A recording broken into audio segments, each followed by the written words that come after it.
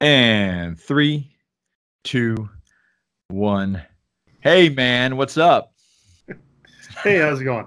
Good. I have the Greg back on the podcast. Today, we're going to talk about something we should actually probably go to one day is Comic-Con.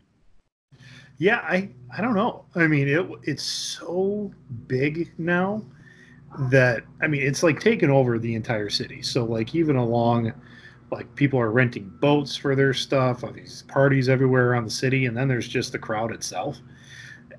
I think it'd almost be like intimidating. I'm a little intimidated to be like, "Oh yeah, I'm going to go." But I do have friends cuz I'm 6'3", 6'4", 250 plus. I got one friend of mine who just wants to see me like in the crowd, like either cutting a path through a crowd or just like being the one guy sticking out of nowhere, being like, Oh. "Excuse me, pardon me, sorry."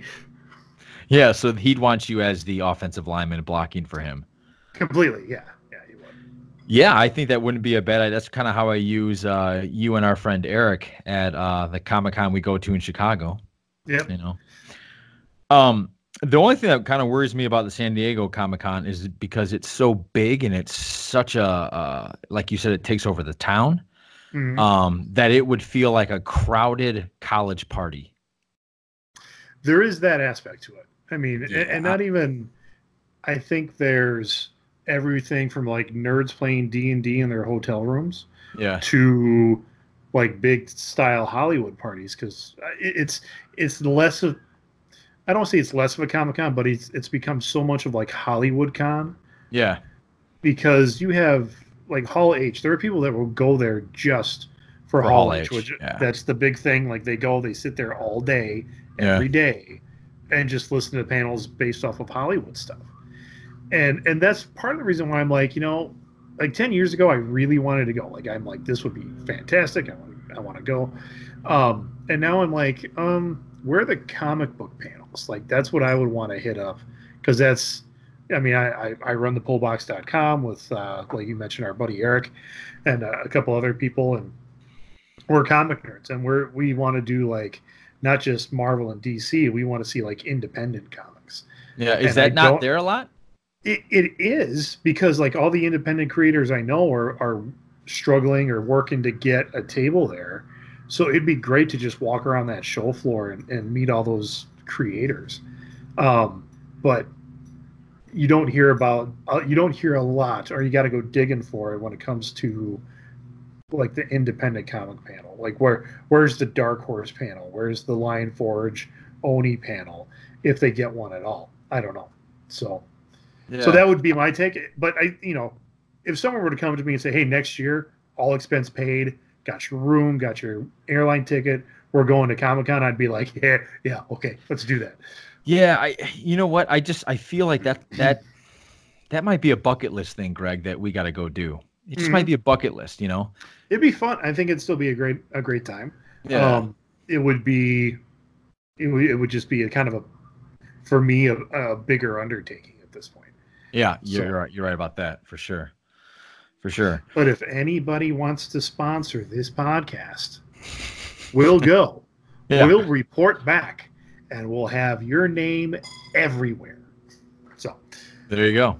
Put that out there. Yeah. Why not, right? So where do you want to start with this? You just want to go with, I guess, what was the biggest thing that happened there? Or do you want to... Yeah. Well, I mean, there's the biggest thing that happened is kind of up for debate for a lot of people. I mean, where do you start? I know. Well, let's just go with Marvel Hall H and what they did. Yep. So, real quick. Okay. If you're still listening on this podcast, this is about Comic-Con 2019. So I guess what I'm trying to say is, if you're even remotely interested in this, I'm assuming you've already seen practically all the Marvel movies, especially Endgame. You might not have seen Spider-Man Far From Home, so there are going to be spoilers about this. I'll try to be as forthcoming with the spoilers as they're coming up. But Marvel is going into Phase 4, which they just finished up Phase 3, the whole Infinity Saga. And so the big thing was the big reveal for what the Phase 4 movies were for Kevin Feige, right? Yep. Yep. All right. So why don't you lead the panel, sir? Sure. I mean, they released their timeline. They brought out some of the actors because some of these things are either actively filming or tying up their filming. Right. So I'm looking at it now, looking at the timeline. May 1st, 2020. The first thing we're going to get for Phase 4 is Black Widow. And that is Scarlett Johansson returning as Black Widow.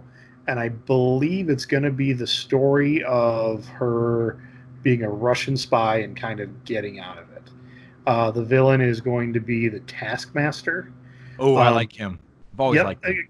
Kind of an unknown villain, but also as far as the comic books go, sometimes villain, sometimes kind of anti-hero. So, so we'll see. I mean, he's the villain in the film. But do we know who's playing him? If I looked it up, I could probably tell you because I don't know off the top of my head. But that's why the good Lord in Amazon invented IMDb. Yeah. So let's see. To help you out with that, I don't think, Greg, from what I've read, that the Black Widow is taking place between Infinity War and Endgame. Oh, I'm sorry, Civil War and Infinity War. No, I thought it was going to be almost like a flashback. I was thinking that, but I guess they showed a clip of her and some girl. I forgot the name. Name escapes me, but I guess it was a pretty rough fight, like a pretty good girl fight. So I'm just looking at the summary now. This is taking place 15 years after the fall of the Soviet Union. Oh, okay. So in the past, but not like they can't go back to the 80s or 70s anymore, right? Because that doesn't work. So that's what it is. Yep. Very prequely before Black Widow joined S.H.I.E.L.D. Yeah. The cast I found to be pretty intriguing. David Harbour from Stranger Things plays Hopper. I think he's just somebody I just would really like to meet and then like grab a beer with because he just seems like a really fun guy. He's just a touch older than me, but he's still into video games. He loves being an actor. Yeah. I did not see Hellboy. I know a lot of people were disappointed in it. I'm disappointed that overall it's supposed to be a disappointing film and they're not going to make any more with him because I like him. I haven't seen it yet. Me too. I'm a big David Harbour fan.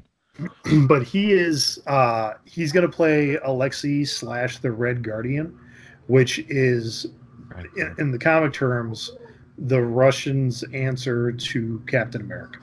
So he's like Captain Russia, more or less. Okay. So we'll see how that turns out. I mean, at Comic-Con, he still had like the giant like Magnum PI stash going and stuff like that. So nice. We'll see how he looks in the film. Yeah. Just not to spend too much time on Black Widow, but I really became a big fan of that character in the MCU. I wasn't that big of a fan of the character in the comic books, but the MCU, I thought it did well. I always rooted for her. I always liked her in scenes. So I'm looking forward to it. I think it's going to be interesting. Well, she really wasn't a player in the comics. I mean, she was there. We knew about her. Appeared a lot in Daredevil. Yeah. But as far as Avengers go, she wasn't an Avenger. Well, she was an Avenger on and off, but again, when you have guys like Iron Man, Hulk, Thor, the super spy didn't quite fit for some of their storylines. But yeah, I mean, given her first appearance, which is in Iron Man 2, she came in as kind of an undercover operative. Yeah, infiltrating Stark Industries, but I liked her a lot. So. Yeah. What's next? These are just movies you're hitting, right? These are just movies. Well, it's right now. Well, next up after that, as far as their timeline goes, so that's May of 2020, right? And then in fall of 2020, Disney Plus is going to launch. That is their streaming service that's going to work against Netflix and Hulu and be one of those competitors. But the Falcon and the Winter Soldier TV series comes out. I can't wait. I'm excited for that. It's more or less a buddy film with guys that weren't exactly buddies. Yeah. Yeah. So well, that's how Lethal Weapon was. yeah, yep, very much so. So looks cool. I mean, it's going to be them going on adventures each week. I mean, I don't know where they're going to take it, other than the Falcon is kind of the new Captain America, or he's got the shield. I shouldn't say he's Captain America. He's got the shield. He's kind of been passed the torch from Steve Rogers after Endgame. I did hear, and I'm going to look this up again on IMDb. By the way, they're not paying me to say that, but that's where you go to find things. I've heard that he's actually going to play Captain America. Like they're handing down the mantle, not just the shield. That's what I've heard. And I thought, and again, we didn't like prep for any of this, but we're here, that they were going to bring in John Cena, and he is going to be Jack U.S. agent. Yep. And they're going to do the, hey, he's U.S. agent is taking over as Captain America, and they're going to be wanting Falcon or Sam to kind of, hey, that shield is government property. You got to bring it back. And he's going to be like, no, I'm not doing that. So we'll see. Daniel Bruhl is coming back as Zemo, Baron Zemo. Yeah, and he's actually going to wear the purple mask over. Yeah, the weird mask kind of thing. That'd be interesting. See how what I just thought of? I think maybe the Falcon and the Winter Soldier. I think it's going to definitely be Falcon's transition into Captain America. So I can see season 2 be when he's actually has the whole Captain America thing. Maybe that's the way it'll go. And I do like, I can't remember who did the art on the art design for Falcon as Captain America, but it's a cool design in the comics. So maybe hopefully they'll carry that transition. Yeah, it is cool. It is a cool design. Yeah. So what's next? We got after that is another movie in February of 2021, coming out for Valentine's Day. You can take your wife to go see. Hold up. I think you're wrong. I'm looking at Eternals, November 6, 2020 on the timeline. Or, you know what? You're right. I skipped one. Okay, so it's Eternals. So, explain this one. I was getting ahead of myself because, honestly, I know very little about Eternals. I don't really care. I was depending on you for this. You have always been my go-to for stuff I don't know about. It's a race of kind of super beings that live a really long time. And that's all I know.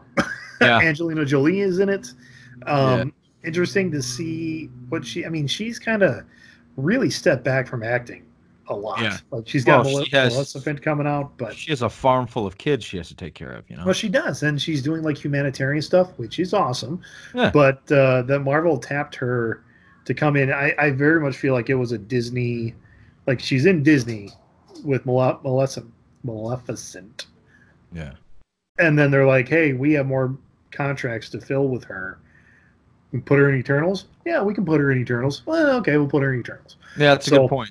It's a good point. When this Eternal stuff, I was about as the way I feel about Eternals was the way I first felt when I heard about Guardians of the Galaxy. So I hope I'm pleasantly surprised the same way. It's really going to be that kind of feel for the general public, and that all of us nerds are like, yeah, we've heard of them, we've read a couple stories with them in it or something like that. Guardians was much bigger than that, but Eternals is not. Yeah. And now they're building an entire movie around them. Yeah. It's kind of it's kind of cool because it does open them up to do a lot of different stuff. Mm-hmm. I mean, you can take a third tier character and be like, well, here's what they are in the comics, but we can scrap that whole thing and do something else, and no one really is going to know. Yeah, the handful of geeks that have read the Eternals, they're going to be like, hey, it's not okay. Well, whatever. They got my $14 for my ticket. It doesn't matter. Yeah. Yeah. So, all right. Get back to your little Valentine's Day. I kind of blew my intro on that one. But anyway, Valentine's Day 2021. Something I actually am excited about is Shang-Chi. He's, again, a real D-level character as far as Marvel goes, but he's a kung fu character, and I love kung fu. I love a good kung fu film. In fact, the description on IMDb right now says the movie, based on the Marvel Comics, will focus on Shang-Chi, the master of Kung Fu. That's it. Oh, okay. So nothing about what the 10 rings are. I mean, well, if you've been watching the MCU, you kind of have an idea what the 10 rings are. It first showed up in Iron Man. But that's it. Yeah. So I mean, but if you watch, I think they had the Marvel one shot where they showed the guy that was supposed to be the Mandarin. He was in jail, and he's actually, I think he gets assassinated in jail because the real Mandarin's all upset about it or something like that. Yeah. So the Marvel villain, the Mandarin, has 10 rings. They were thought to be like mystic rings, but I think now they're saying that it's alien technology. Okay. So we'll see what that comes out. They've got the Mandarin cast. Tony Leung, Leung. I don't know if I said that right. I think you said it right. Yeah. So if you follow like Asian cinema at all, his face is familiar.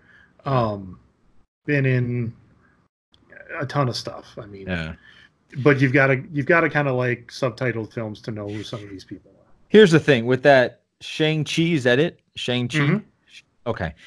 If it's closer to The Raid and not Iron Fist, I'm a very happy man. Well, the good thing about that is the guy who's actually playing Shang-Chi, Simu Liu. I just followed him on Twitter today, so I'll be reading up on him more. But he's an actual martial artist. Like, he knows Kung Fu. Good. They didn't like grab a random person and say, maybe you can just learn along the way. Yeah. So no, it looks to be good. I'm much more excited about this than I ever was for Iron Fist. So let's just hope for the best. Yeah. Yeah. Hopefully they learned their lesson. What's next? I hope so. After that, I want to make sure I keep my timeline right. It just says spring of 2001 is the Disney Plus series 2021 Vision. 2021. Yep. Yeah, you said 2001. 2021. Yeah. Yeah. Is Wanda and Vision TV show. This one interests me, and it interests me. In the beginning, it did not interest me. Okay. But what interested me is that I heard that right after this finishes, it transitions right into the next movie or TV show coming right along.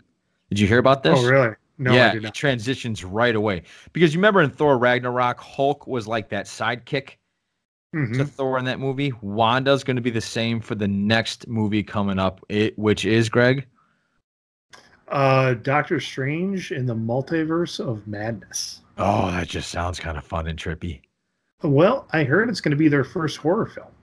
Yeah, like it's gonna have a real horror kind of bent on it. Which, if you watch the animated Doctor Strange film, it does have some horror elements to it. Yeah, I mean, it does. It's dark. It's magic. It's summoning demons and stuff. So yeah, I'm excited about that. I heard Doctor Strange and the Scarlet Witch are gonna take on the Multiverse of Madness. That just sounds kind of cool to me.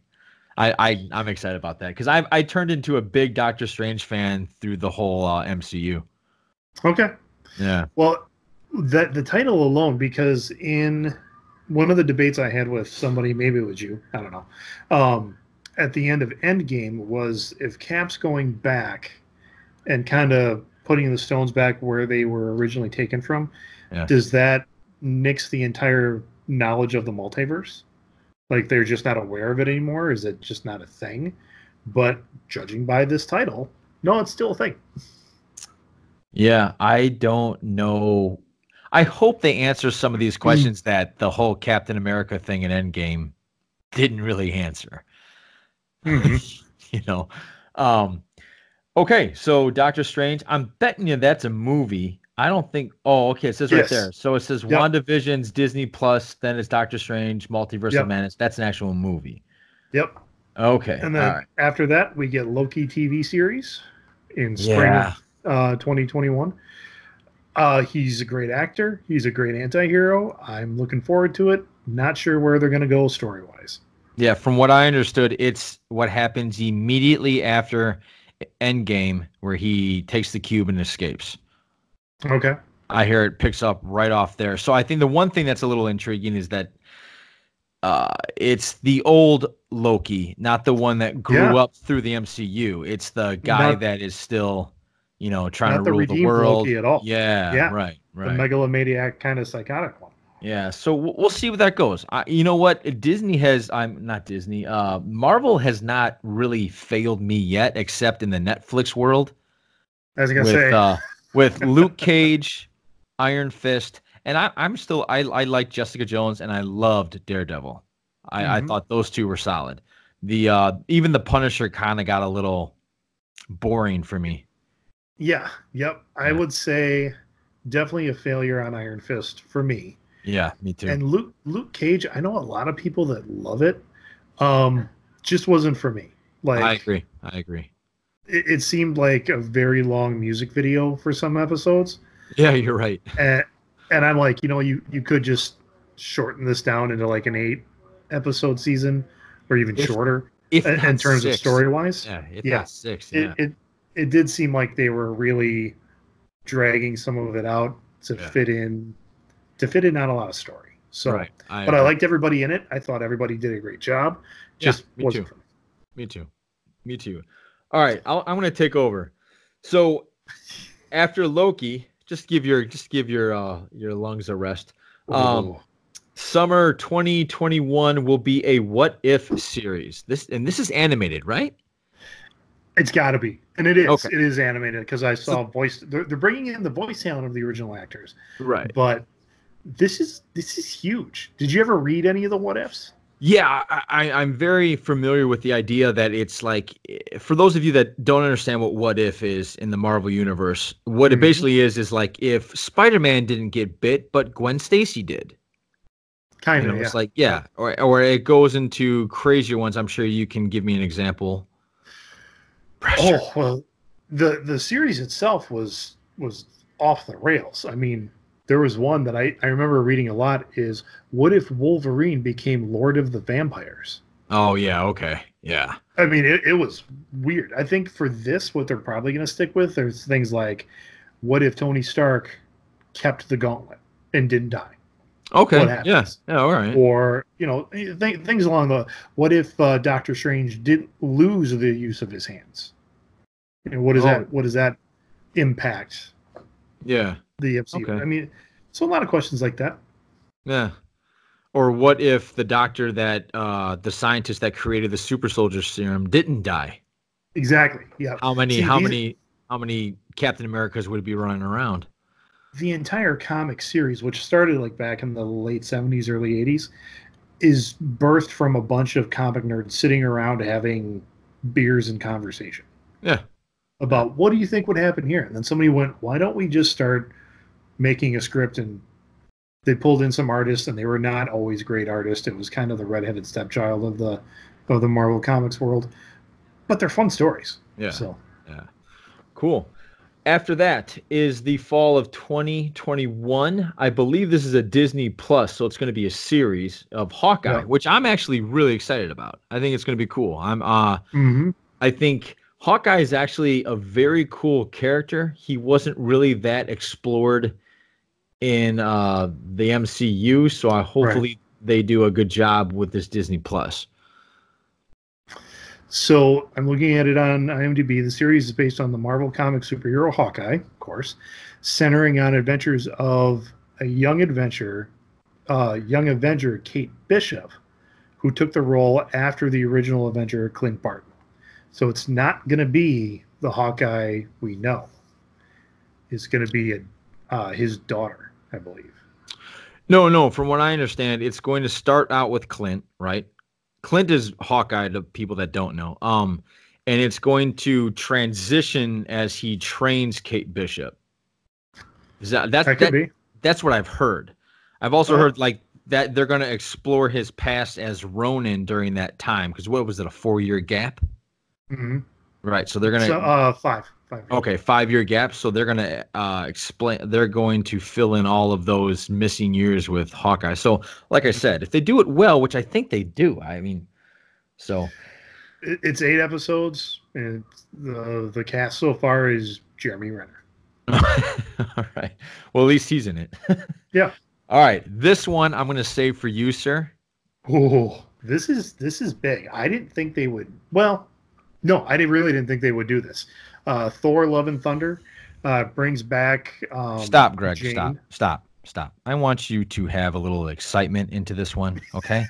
This has a rock and roll, kick-ass metal theme to it, man. It does look that way. Love and Thunder, yeah. Just looking at Thunder.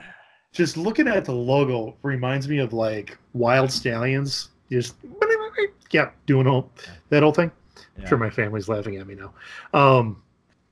But it brings back Jane as not only as the love interest of Thor, which she obviously dumped him at some point because Thor doesn't want to talk about it, but she becomes worthy and gets a hammer. Like, and if they're following the comics, it's the hammer. She gets Mjolnir, and the words of Odin are still on there. Whoever possesses this, and if he be worthy, will possess the power of Thor. She becomes the new Thor, and it's not Lady Thor. It's not Mrs. Thor. It is just she is Thor, God of Thunder. This is what I think. I think they're going to surprise us in this movie. I think this is their big. It looks to me. Now I know this is not set in stone, but it looks to me like that's the last one of this timeline of Phase 4, right? So they're going to end it. They're going to end it with a pop, and I think the pop is probably what you don't want, but I think it's going this direction. Is that The Rock is going to be Beta Ray Bill? I think he's going to show up in this movie. You think? I do. I think Beta Ray Bill is. I just don't know if it's The Rock. I'm just thinking who could take on Thor and Jane. Maybe they make Beta Ray Bill a bad guy, or I don't know. You know what? I'm just looking at this. Like, there is no Guardians on here. There's no Guardians of the Galaxy. There's no, which we know. There's no Black Panther 2. There's no Spider-Man 3. There's no Captain Marvel 2, which I don't even know if they're doing a Captain Marvel 2. Well, and some of those movies, I don't know if they've been announced yet. I mean, we can kind of figure they're making them, but Guardians 3, like, there was the whole thing about getting James Gunn back into the fold. They fired him over some stuff he said 20 years ago. Right. He apologized. Right. And then they brought him back in, like 6 months later. Right. So we know that's in the pipeline, but it's not this pipeline. And it's much shorter. Like, Phase 1 of Marvel took, 7 years? Something like that. Phase 2 was like another 5 or something like that. Yeah. And here we've got Phase 4 starting in 2020, almost like in month 5 of 2020, and it's done by the end of 2021. So that is a much shorter timeline for a phase than we've ever seen from Marvel. Yeah. Well, you know what's not there either is I've heard that they're thinking of dropping in the Fantastic Four, X-Men. Mm-hmm. I'm betting you those two are going to be Phase 5. I just have a feeling that Thor: Love and Thunder is going to is going to lead us into Phase 5. That's just what I think. Well, let me transition really, not transition, but let me go back to Thor with this whole Lady Thor, Jane. Yep. I'm probably going to say something that's not really popular, and I get it. But I understand that the comic book's actually terrific. But my question... Yeah, it was. It was really good. The question that pops in my head is, are they just kind of doing this social justice warrior stuff with these, you think? No, I don't think so. Because it exists in the comics. Yeah, it was a major storyline. She was Thor for a couple years, at least. Yeah. And in the comic book, part of the reason she becomes Thor, or how it works is she's dying of cancer. Right. And so anytime that she's in the Thor body, like, the cancer is halted. Right. And that becomes some great storytelling that they are able to do with that. So I know where it can kind of seem like that, but no, I don't think they're doing it just to say, let's have a Lady Thor. I think they're doing it because it's good storytelling. Okay. All right. Fair enough. But the I think I wrote down other stuff. Yeah, Marvel. There was more than Marvel there. Here's the last thing I want to drop in, because we're only looking, like you said, at 1, 2, 3, 4, 5, 6, 7, 8, 9, 10, and then at the end they surprise us all with I can't say this actor's name, but his last name is Ali. Oh, Mahershala. Yes, and they asked him, from what I understand, now I'm going off of hearsay, I wasn't there, but they said, "Hey, you're missing your Black Widow hat." You know, because they were giving out Black Widow hats, and he grabbed a hat from Kevin Feige and put it on it said Blade, not. Yeah. And everybody started going nuts, I guess. Mm-hmm. Right? He's the new Blade. Yeah. So here's some things I'm thinking about with the new Blade. It's not here. So I'm guessing maybe early 2022, right? He's 45 years old now. Mm-hmm. So he might be 48 by the time he's actually, or it might be 40, I don't know, 47 when he's filming. Right. So how long, I guess I can't get my mind around the fact that when I think Blade, I think Wesley Snipes. It's going to be really hard for me to think of anybody else. Mm-hmm. What are your thoughts on this guy? He's a great actor. I mean, that's the one thing I will say. He's a 2-time Academy Award winner. Yeah. So that's a major get for Marvel. Absolutely. I don't think it matters. I mean, you're thinking of the physicality of it. I am actually. Yes, absolutely. He's. I don't know if he has a martial arts background. We haven't seen that in any of his other films. It also doesn't matter, because when you watch a Marvel film, hardly any of it is that actor doing anything. Oh, I mean, they've got a couple things, like you've got Chris Evans, who can do the corkscrew kind of spin, and they have him do that whenever they can get it on camera. But for the most part, it's all CGI and stuntmen. Yeah, that's a good point. That's a really good point. So I saw an interview with Robert Downey Jr. And they asked him some question of well, when you guys were filming this big battle, and he just kind of laid back and just kind of did this, and they're like, "What are you smiling about?" He's like, "When the helmet goes on, I'm not there anymore." And he just kind of, because he's not. I mean, it's a CGI character. He's in a studio, hooked up to a rig for those in-helmet shots. Right. And that's it. So, and I was actually watching Endgame a couple of weeks ago. And when he's walking around on the planet, on Thanos' planet, he doesn't have a helmet on, but you can still tell, just when you really look at it, he's got that CGI looking body to him, so he's like a floating head kind of. Right. But anyway, so that's my take on that. I mean, yeah, I almost hope that they don't go. I don't want to see the Wesley Snipes Blade anymore, like that style with. I agree. The shaved tattoos and everything else, and all the black leather, and I don't want to see that Blade, because they did that. That was done. I want to see something else. Actually, Blade was invented in the 60s and 70s. Yeah.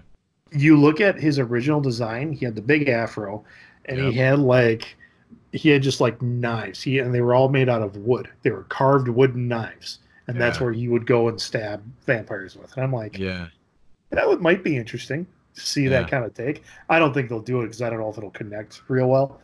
But that'd be fun for me. I guess to my last thoughts on that is, you're right. I feel like what they did with Blade with Wesley Snipes is they took the Matrix, Batman, and Vampire and put it into one body. Mm-hmm. Right? And I could see that. It's kind of hard to see where they're going to transition from there. I don't know the character that well. I know the character from those movies. I don't really know the character, so I don't know. He's in the Avengers right now. They've done this whole Dracula storyline, and they brought him in. Oh, really? Yeah, they did, and it's more or less the Wesley Snipes kind of guy. Yeah, I'm Blade. I don't play well with others, kind of thing. Which is proof. I mean, everybody's like, "Ooh, what's Wesley Snipes going to say about the new Blade?" And I'm like, "Screw that guy! Did you see Blade 3? Yes, he tried to torpedo that film left and right. Oh, he doesn't have a say. No, what happens with that character? Anymore. You think Kevin Feige gives a shit? Kevin Feige's like, "Look, I don't Wesley, think so. You were good with your stuff, but I got a 2-time Academy Award winner here. We're good. Thank you." they came out like he did a tweet to Mahershala and it was like, "Hey, good luck, much love, blah blah blah." I'm like, dude, shut up. Nobody cares. Yeah, I agree. You should, take your tax evading ass and go make some more B movies. I agree wholeheartedly. So that's it for the Marvel panel.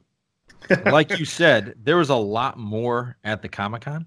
Yes, there was. Anything you want to touch upon? Stuff that really jumped out at me was the Witcher preview. Yes. The Witcher from Netflix, based on the video game series, which is based on a Polish series of novels. I think it's Polish. Yeah, it could is. be the Netherlands. Okay. And it's I looked it up. There's quite a few of these novels out there. I wasn't aware. I've seen the novels on the bookshelf, but I thought the game came first, and I am totally wrong. So I might dig into those a little bit, see if I can find the English translations, read up on those. But it looks like a great series. It looks like it could be our Game of Thrones replacement. Henry Cavill, who was Superman, really chased after this role. Like, he was very public and like, that's what I want to do. Right. And he got it. So yeah, I had to watch the trailer a couple of times. Because at first when I watched it, I thought, I don't see any action. I don't see any monsters. I don't see any Witcher battling witches. I just see a lot of drama. And then I watched it again because I heard that this is Netflix version of Game of Thrones, which is a lot to throw at a new show starting out of the gate. But that first, after I watched a couple of them, I was like, all right, anyway, I was going to give it a shot regardless of what happened. But, I'm looking forward to that. I think it'll be fun. Transitioning from Witcher to it being the Game of Thrones, I heard a dud was the Game of Thrones panel at Comic-Con. Yeah, I heard the guy who played Jaime Lannister. I can't remember his name. Don't even try. Just go. He got booed. Like, there was some, really? They said light booing because he was defending Jaime's death scene. And like, there was some kind of like people off the side be like, boo. And he got booed. I was okay. like, well, wow. all right. Hang on a second. Let's just sit in his seat for a hot second. What's he supposed to do? Right. That show made him, right? Yeah. It made him really popular. It brought him out to the populace, right?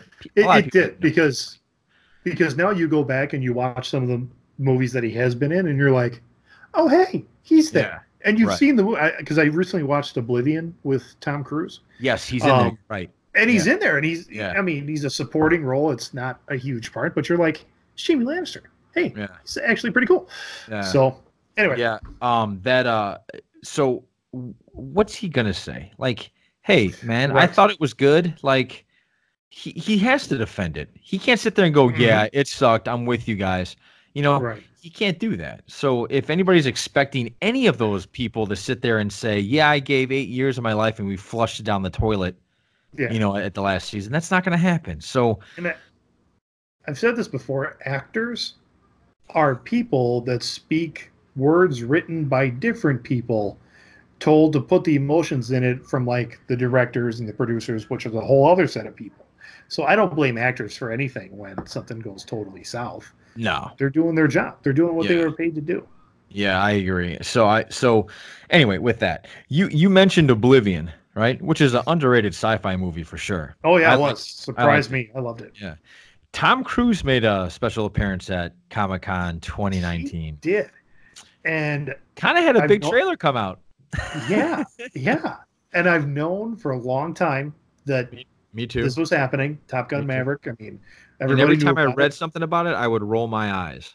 Exactly. I was like, oh man, what are we doing here? It doesn't seem like. And what I forgot, because when you say Top Gun to me, I mean, I was a child when it came out. Right. And I remember a volleyball scene that ladies get excited about. Right. And like Goose dying and holding on to the dog tags and that's hey don't forget about Inverted. Inverted, yes. I mean, those are the kind of things you think about. What Right. you don't remember is the cool, like the Need for Speed, the aerial combat stuff, which you're like, Yeah. yeah, Yeah. that was pretty cool. And Yeah. now with today's technologies, and I mean, not just CGI, but like camera work, Mm-hmm. the trailer for Top Gun Maverick is a high octane, like you want to see this film for the action. I mean, I agree. there's gonna be drama. But whoo, it Yeah. gets your blood going. Yeah, I watched it, and all of a sudden, I felt like Will from Stranger Things, where I started feeling the back of my neck, because I was like, "Oh my gosh, they got me, son of a!" I'm getting goose pimply just thinking about it, because it is really cool. Like when they're got 3 jets and they're going in a canyon, and you're seeing the sound barrier just break around them. You're like, "Oh, that looks like fun." Yeah, so, absolutely. No, absolutely. It's for me. My son and I watched it together, and I looked at him and I said, "IMAX 3D," because this movie is really going to be made for that IMAX. Yeah, absolutely. Hey, talk about one of the best opening scenes in movie history is the first Top Gun. The music, everybody working on the aircraft carrier, and then you slowly hear in the background the engines revving up and the music's getting ready. It's one of the best. If you have your surround sound, you got to go buy that movie or just download it real quick or stream it. The beginning, and turn your sound system up. It's awesome. It is awesome. So the movie comes out June 26th of next summer. So it's going to be one of next summer's big films. Yeah. And I would bet probably around January, you're going to see a re-release of the original Top Gun. Oh, I bet. Yeah, you're right. In a handful of theaters. So yeah, if you get the chance, and really anytime that happens, when they release older films that maybe you were too young or you didn't have a chance to see in the theater, go see it on the big screen. That's you think so? With all movies? Yeah, because that's the way like it was originally intended. That's the way they wanted you to see it. And so that holds a little something for me when I'm like, this is what the director, this is what their vision was. Yeah. And that makes me want to it's really hard for me to know if that movie still holds water nowadays with like this generation, because I still watch it and I get nostalgia. I'm instantly like flooded with nostalgia, so I have a very skewed view of it. I think a little bit more because the Russians are the bad guys again. Yeah. Okay. We went for you and I were kids. Russians were the bad guys. Yep. Like Wolverines, whole thing. And then they fell off, and now they're the bad guys again. So maybe it will be hold on to it a little bit. So looks good. John Hamm is in it also. Love that guy. Oh, I do. Yeah, I like John Hamm. Yeah, he's good. I think that's. Hey, did you see the trailer? I don't know if they show this at Comic-Con, but since we're talking about trailers, did you see the "It's a Beautiful Day in This Neighborhood"? I haven't watched it yet. It's blowing up all over my feeds and stuff, and I just haven't watched it. I mean, it's Tom Hanks, so yeah, it's Tom Hanks as Mr. Rogers. So for those of you who are listening and or watching, first, thank you. Second, go watch this trailer. It's actually it's crazy. I know I'm looking at Tom Hanks, but I don't see Tom Hanks. I see Mr. Rogers, and I'm always impressed. When an actor that is who it is, like Tom. Here's the thing about Tom Cruise. It's Tom Cruise. Whether he's Ethan Hunt, whether he's Maverick, whether he's Days of Thunder, it's Tom Cruise. Yeah, it's Tom Cruise. Tom Hanks just got into this role, and the reason I really want to see this is because at first I was hesitant about this movie because I thought it was going to be some sort of, you find out that secretly Rogers was a pedophile or something horrible like that. Nope. This guy is about as a Boy Scout as you could ever possibly be. And I want to watch that because no one's a Boy Scout anymore. Like, those people don't exist. Or if they do, we don't hear about them, and they're certainly not in show business. Right. So I'm looking forward to it. Yeah, that's something I really want to see. Couple more we got to cover. Yeah, go. one more that I think looks pretty good, and then two duds that I think hit.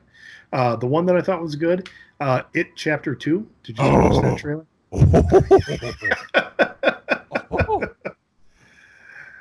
Oh my God! I think it looks great. Oh, it looks awesome. It looks. I'm not a big horror movie guy, but the first one was fun. I enjoyed it. Oh man, I enjoyed so much of that. I'm a huge Halloween fan. I don't know if you know this, Greg. Yeah, I'm aware. I've kind of retired a little bit, but I'm with my little girl now. I have to reintroduce this awesome holiday. But anyway, that horror movie the entire time, I was creeped out. I wasn't scared. I was creeped out, but I was smiling at the same time because I thought this is awesome. Yeah, there wasn't anywhere in the film that I was like, well, I take it back. There was one time in the film where I was in the first It, and it's down in the basement when the water's creeping up. Oh yeah. And he does kudos to the director. You flew too. Yeah. And that whole thing like. Oh, I hate that. Yeah. That, and they let it play. Like they could have cut it earlier, but the fact that they let it play as long as they did, that's where I was like, oh, and you feel that little in your back just creeping up. You're like, oh, I don't like that. I don't like go to something else. That's something where definitely, if even at the age I was at, you kind of go up the stairs a little bit faster.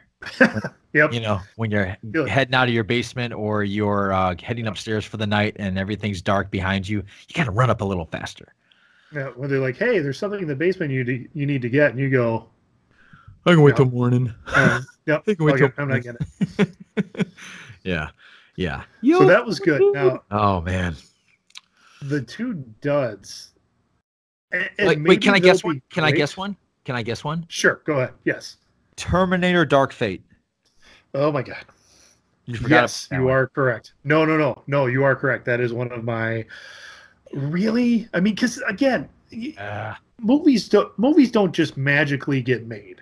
It's one of those things where they're looking at like you got to go through this process in a pitch meeting, and then you have to gather money for it, and other people you need a studio behind it. I mean, all this stuff.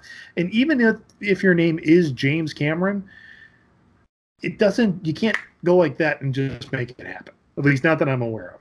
I agree. So. I mean, like, let it go. I agree. The Terminator franchise go. How do you, let me start that over again. How mad do you think James Cameron is right now? About the Avatar thing? Oh, about Avatar losing to Endgame, about Titanic losing to Endgame, because he ripped these superhero movies. And they're crushing him. They're crushing him. And it feels like the only thing he has to hold on to is Avatar movies that are eventually going to come and the Terminator. That's it. Yeah. I think he's probably as upset as Disney is happy because they own all the Marvel Universe. They own the Terminator. They own Avatar. They're just like, any money those make, they just rake it all in. Exactly. So they're happy as punch. Yeah. But going back, Terminator. Yeah, I mean, it's been since 1991 was Terminator 2, which was the last one he really had his hands in. Right. And I don't know. I read they're bringing back Edward Furlong as a John Connor. Yes. Have you? Again, I'm not trying to bash Edward Furlong, but he's not in fighting shape anymore. No, he's not. And I had a couple of guys come down for last Saturday for the podcast, and one of my brother-in-law is a very big Terminator fan. Like he loves that era, where it had Terminator, Aliens, where James Cameron was at his peak, right? He loves that little space and time. And we were talking about Terminator. He's not even excited about this trailer. Well, I was gonna say, we all loved that time. Yeah. It was a great time to be a film fan and a great time to be a guy film fan because it was just one big bowl of testosterone that everybody was just eating up. I like that. I like how you said that. Yeah. It's just not, I don't know. I don't know. I hope it's good. I mean, in my heart of hearts, I hope it's good and I will enjoy it as a rental or when it comes on HBO. But Agreed for that. I'm not gonna go to the theater and see it. I'm not doing it anymore. Yeah, no, even still.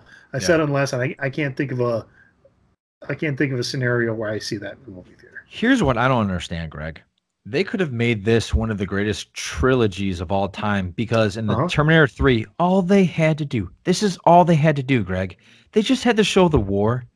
They just show the war and show how John Connor, made the right position or the right maneuvers to win the war. That's all they had to show. They didn't have to get creative. It's right. It was laid out. It was just laid out, and they're still missing it. I would say one thing. If this was called Terminator, I don't know, World War, the one where I just want to see the humans rise and beat the machines, and that's it. And they still can't do it. And you're not going to get it. No, you're not. No. So the other one to me that I kind of enjoyed the original film, and now they're making it into a TV series, is Snowpiercer. Have you seen Snowpiercer, the movie? The movie's fantastic. You like the movie? I did. I really liked it. I liked the idea. I'm sorry. I don't like the idea. It's actually a horrible idea if that's the word. But what I'm saying is I enjoyed the movie because I didn't know what to expect. I actually watched it because I really like Chris Evans. I was like, all right, so what's he doing here? I'll watch anything he's in. Yeah, and it was interesting. It was really interesting. So my journey through that film, and my wife and I watched it together, was, and I presented her like, hey, this is supposed to be good. We should watch this. And she went, Chris Evans. Okay. So it was good, and then took a sharp dive, and we're like, where are they going with this? You didn't like it? Well, it took a sharp dive and then creeped back up to kind of a mediocre at the end where you kind of, everything comes together. And I'm going, well, now what? I mean, and the series isn't a continuation of the movie, I don't believe. It's just retelling here it is. Yeah. So I don't know. I mean, maybe TBS has put out some good series. Oh, it's on TBS? It's on TBS. Yep. It's got some great people in it. I mean, Jennifer Connelly is one of my boyhood crushes, and that's a reason to draw me in. But I don't know. I like, and all the ideas out there of what you can do a TV series on, this would not one that I would look at and go, there's something there. There's more story to tell there. So I don't know. We'll see. I heard a crazy theory that Snowpiercer is the sequel to Willy Wonka and the Chocolate Factory. I heard that too. Like I never looked into it. I never looked into it, but I thought, okay, I did. You know, I don't know where It's from a French graphic novel, and the original story is a French graphic novel. The movie itself was made by, I believe, he's a Korean filmmaker. Yeah. Maybe we should tell people what Snowpiercer is. No, just let them figure it out. No. All right. Well, it's one of those things where if people are interested in it, I don't want to ruin it for them, but it gets weird. Oh yeah, it's a unique plot. Mm-hmm. Yeah, for sure. Leave it at that. So, what was the other one? Well, that was my two, Dark Fate, and my two duds were Dark Fate and Snowpiercer. Yeah, I agree with you for sure. Well, I take it back. There was one other film out there that seemed out of place at Comic-Con.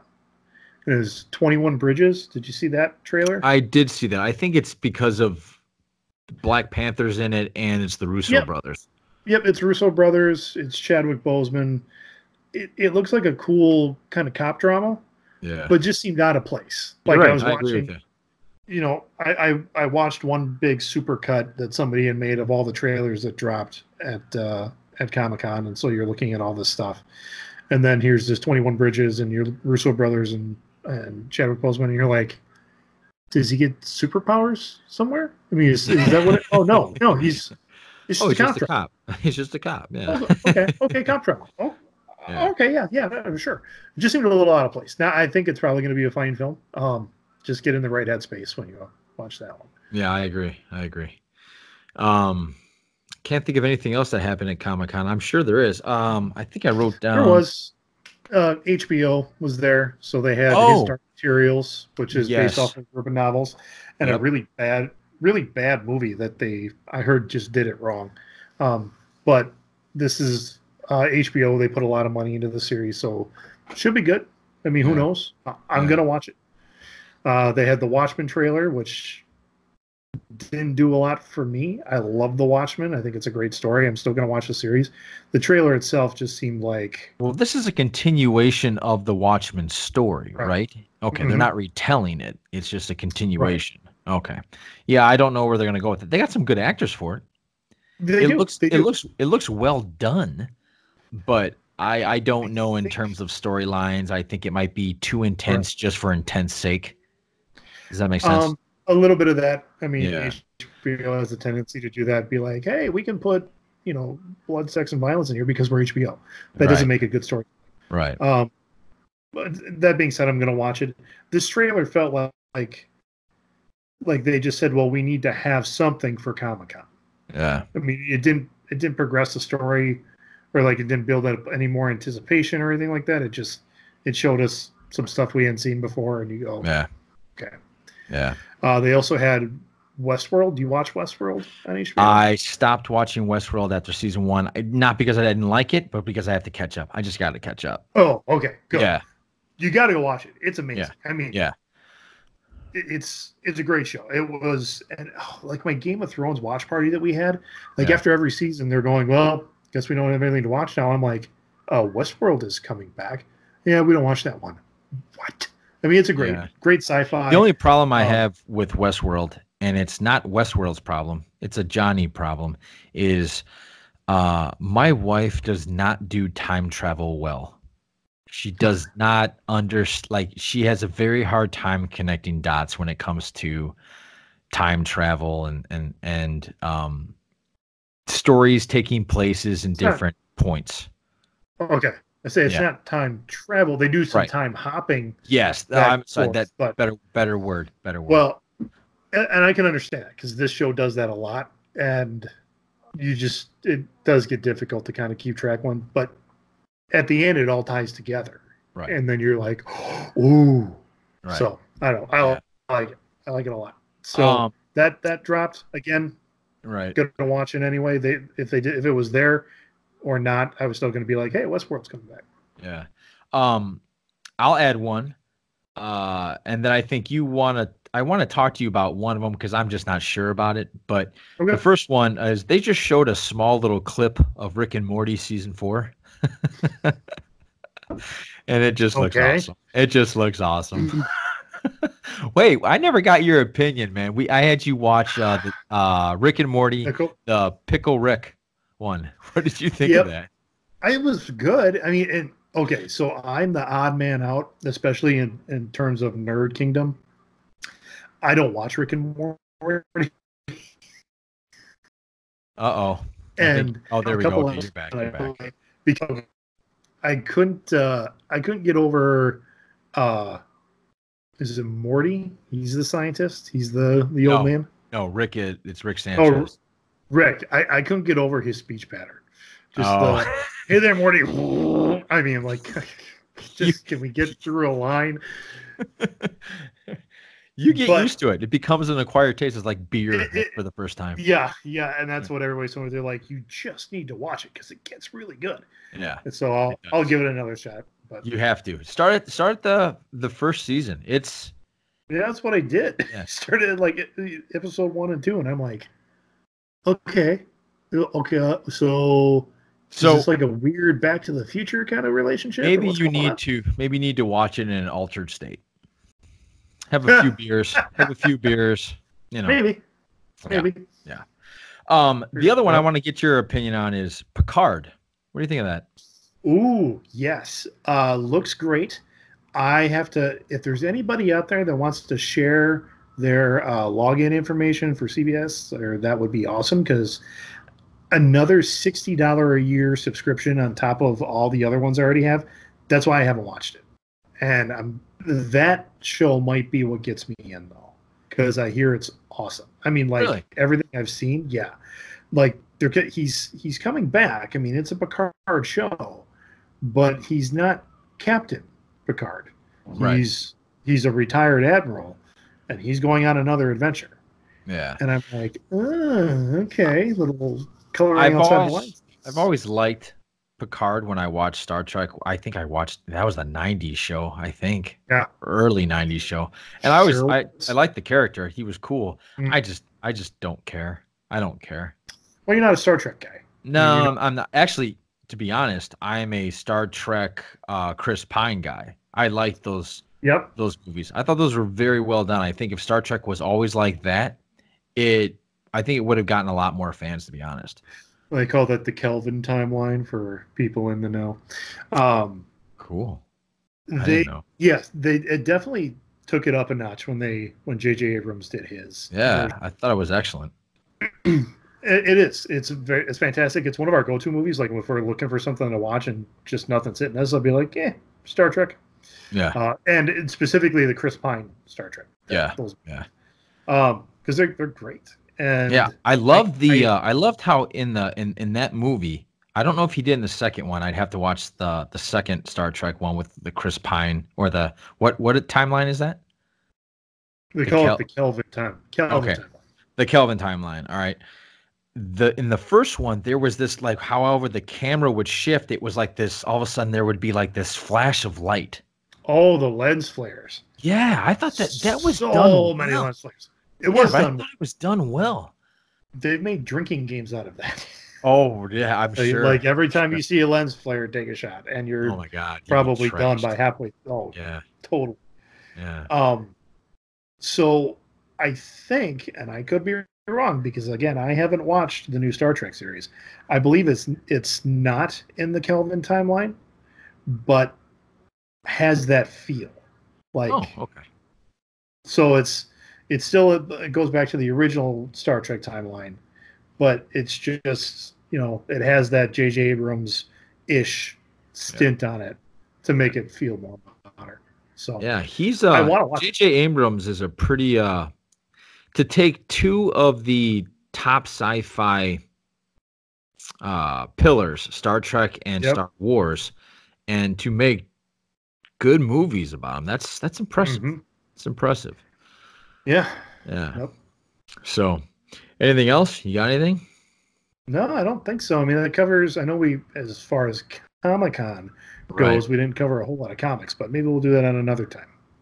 So, I did hear. I've just was listening to. You ever hear that? It's a YouTube channel called What Culture. Nope. Okay, you might like it actually. I'll send you the link after the podcast. But they were Mhm. talking about the new X-Men comic book coming out, and that Oh, it's they are. Yep. yeah. Go Have you ahead. heard a lot about that? I know they're relaunching it, and Yeah. they're taking. Marvel's got one of their top writers, and they kind of went, "Here, fix it." Yeah. So Yeah. we'll see how he does. I've heard it's according to what I was watching about them because they were reviewing. They said it was excellent. It's the best comic book they read Right. this year. So I'll send you that link That's of that interesting. one. Yeah. Because So- out of the comics I'm getting now, which is not many, but they are mainstream stuff, and I want to name them, but they're not really hooking me in. And I've been getting them for about a year and a half because I'm doing the whole. I don't want to be like 6 issues in and be like, whatever, and then have something big happen. So I've given them about a year and a half, and I'm like, I need to change up. I need to. Well, I have a we could theory try about something that, else. Greg. I have a theory about that. Okay. Do you think it has to be like? Okay, you started reading comic books when you were how old? Regularly, like following storylines and stuff, and not just picking up random books when I could, was Yes. 5th grade. Okay, so from 5th grade to would you say before you had a kid? No, it was well after. Like Okay. I had 3 kids. Yeah, it was sometime after we had 3 kids that the budgets were just gonna. It's like something's got to go, and Right. I was So a school teacher that's at a the time, healthy.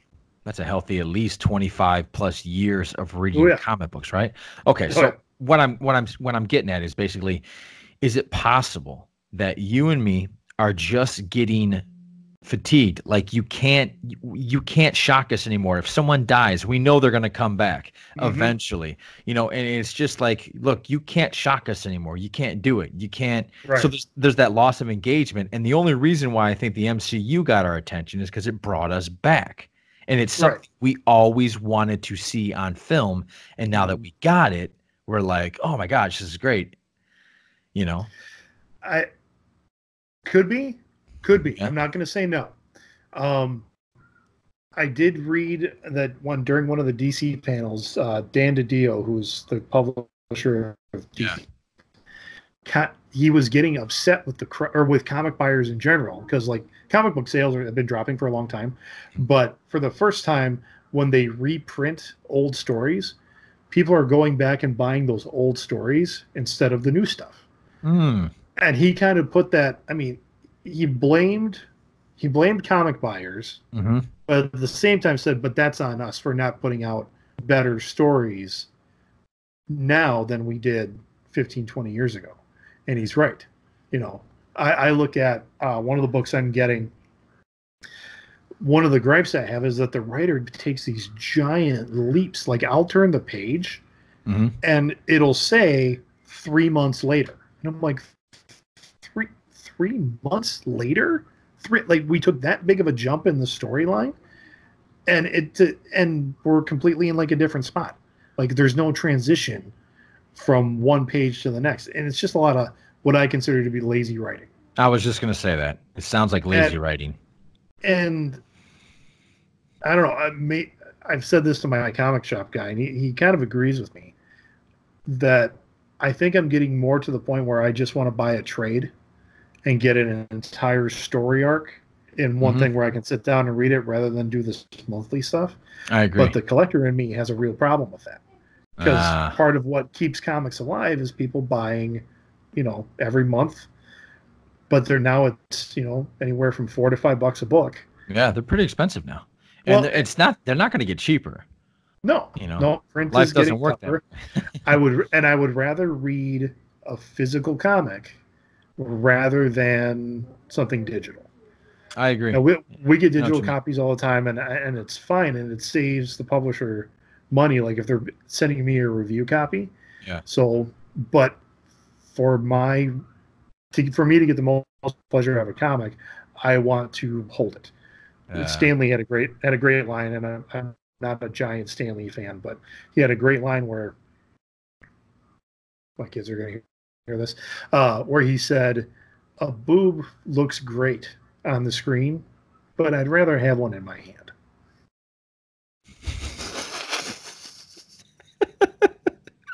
And that was his take on digital comics.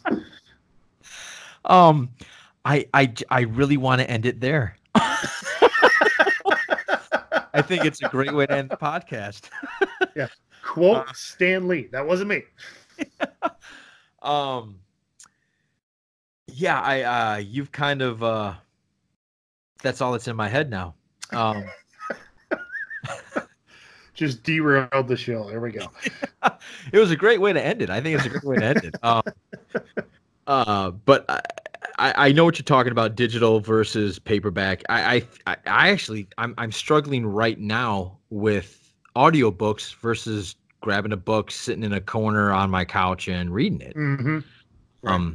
I'm struggling with that just because I think I'm old school, and I think I like the way I like holding the book. I like turning the page. I like I like. It sounds weird, but there's this texture that comes with reading a book versus an audiobook where I feel like I almost start spacing out. You know what I mean? Start spacing out, and all of a sudden you're like, wait, what did he say? When did I miss this? Right? For me, it's a time issue. I mean, having the time to sit down and be like, oh yeah, you have everybody leave me leave me alone. I'm going to read for an hour. That doesn't happen. No, it doesn't. But I get 30 minutes in the car, 20, 30 minutes in the car each time on a commute. So, well, 5 to 10 on the toilet. There's that too. Yep. Do not underestimate toilet reading. Nope. You just don't want to stay there long enough to where your legs start getting numb. That's not a good idea. Hey, you got to move around a little bit. Yeah. Yeah. You got to All right. lean. All right, buddy. We're getting loopy. Yep. And that's where we're going to end. I think that's where we're going to end. So, the Greg, thank you very much. We'll pick up Topic Thunder. We'll pick that up. Probably we'll do one next couple of days. Cool. All right. All right. You have a great day, sir. Thank you very much for jumping on, moving your schedule for me. I appreciate it. Cool. That's it. So, John Angel podcast out. Greg Struley, everybody. We will see you guys later. Take care. Yeah. How do I stop this? Stop.